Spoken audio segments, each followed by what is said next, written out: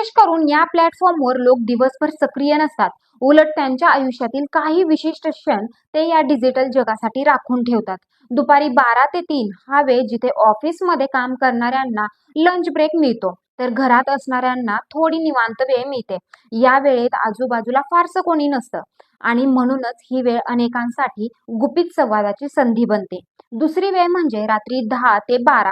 दिवसभराची धावपळ संपलेली असते, घरातील सगळे झोपलेले असतात आणि एक शांत वैयक्तिक वेळ हातात येतो.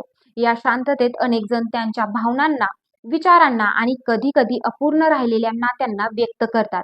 लक्षवेधी गोष्ट अशी की या ॲपवर पुरुषांची संख्या सुमारे 65% असली तरी महिलांची वाढ ही विशेष लक्षवेधी आहे.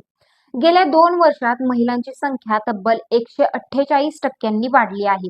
ही वाढ केवळ आकड्यांची नाही, तर महिलांच्या वाढत्या आत्मविश्वासाची आणि स्वतःच्या निवडी करण्याच्या स्वातंत्र्याची आहे. या डिजिटल जगातही आवडी-निवडी स्पष्ट दिसतात.